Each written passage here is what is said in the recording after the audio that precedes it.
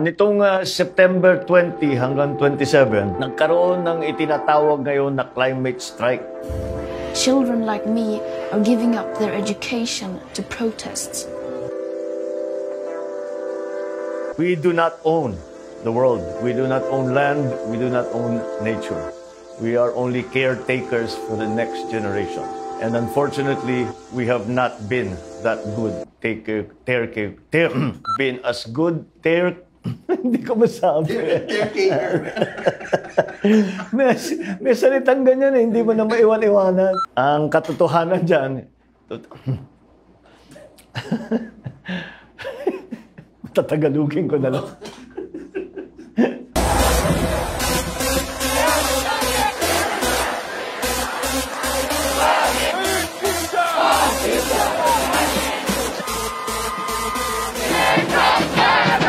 Naglabasan at nagparamdam ang kabataan at sinasabi nila na yung mga humahawak sa ating mga pamahalaan, sa ating mga malalaking korporasyon, kailangan ay mas marami silang ginagawa para pangalagaan ang ating environment, ang ating ecology. I shouldn't be up here. I should be back in school on the other side of the ocean. You all come to us young people for hope.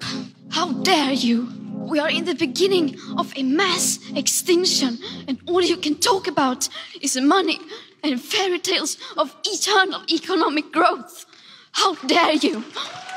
Dapat at tama na ang mga bata ang magbibigay ng importansya dito sa isyung ito dahil sila naman talaga ang magmamana kung anuman ang naging kondisyon ng iniwan natin sila sa mundong ito.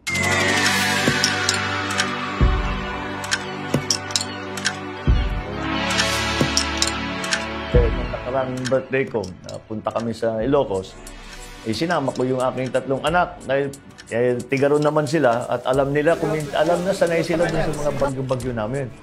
Ngunit nais ko ipakita sa kanila dahil nung nagbabagyo noon, dinadala ko pa rin sila. Maliit pa sila noon. Pero ngayon gusto ko ipakita sa kanila kung paano nagbago na.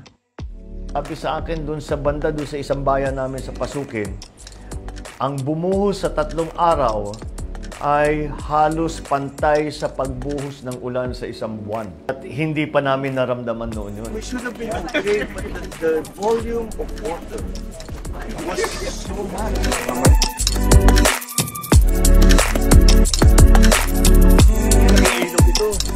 Yes, sir. Bumaba kasi. Yung mga baha na nakita namin ay dumaan sa mga lugar na sa 9 years ko bilang gobernador, hindi naman namin nakitang dumaan doon noon.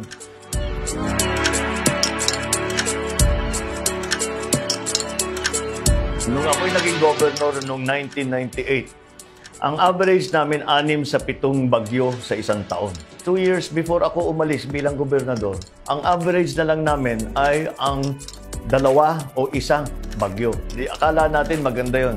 Pero ang kapalit nun ay napakabigat ng bagyo. Yung itinatawag ng ating mga climate scientists na extreme weather conditions.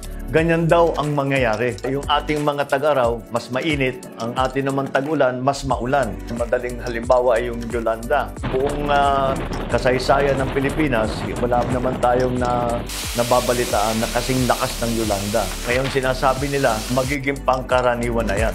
And that is the effect again of climate change.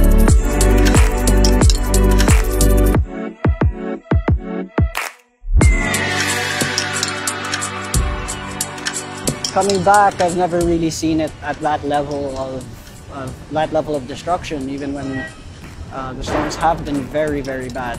The whole topic of global warming, it's really starting to take a toll, especially on people that really rely on the environment for their hanap buhay. It's more important for us so as compared to our generations before us, because the climate is not changing, the climate has changed. And we are the ones who are going to have to live with it. As I was speaking to my dad a little bit further when we were looking through Ilocos, it isn't really an option anymore. It's more adjustment, looking after what we can look after.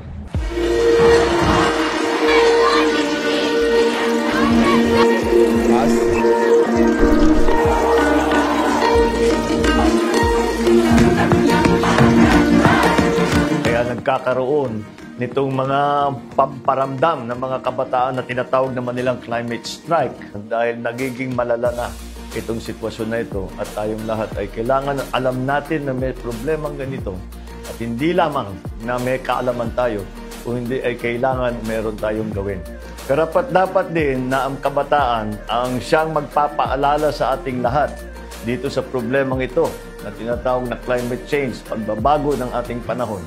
Dahil ay tayo na nandito na nagpapatakbo ng pamahalaan, nagpapatakbo ng malalaking korporasyon, nagpapatakbo ng ekonomiya, ay dapat naman pangalagaan natin ang ating kalikasan para naman ang imamana ng ating mga anak ay isang magandang mundo.